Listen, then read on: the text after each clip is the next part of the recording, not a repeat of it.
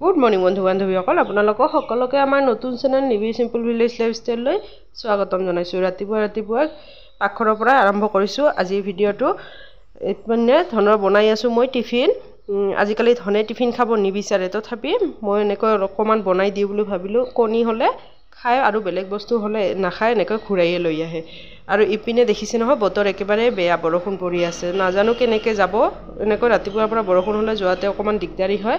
তথাপি উপায় নাই, যে পৰীক্ষা আহিছে, যাব লাগিব স্কুললৈ। ইপিনে টিফিনৰ পৰা ৰেডি হৈ গ'ল আৰু তাৰপিছতে ধনক পঠিয়াই দি বাকীখিনি মোৰ ভিডিঅ' কৰা নহ'লে।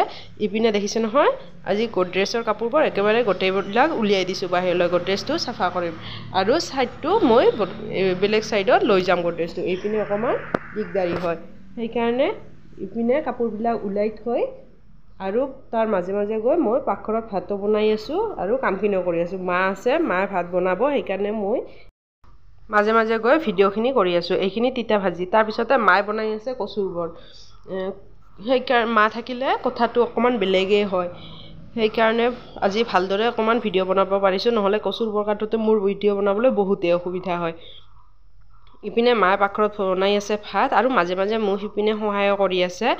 তাৰপিছতে মই আজি মা থকাৰ কাৰণে ঘৰটো চাফা কৰিবলৈ লৈছোঁ। নহ'লে ইপিনে ভাতে বনাম নে ঘৰৰ কামেই কৰিম, আৰু যাব লাগে পাৰ্লাৰলৈ।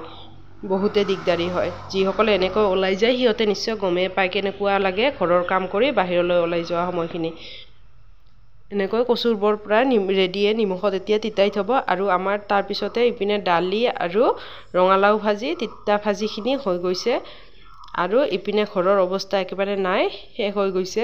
ঘৰ ভাল কৰিম, তাৰপিছত মা যাব আজি। মা যোৱাৰ পিছত মই যাম আকৌ পাৰ্লাৰলৈ।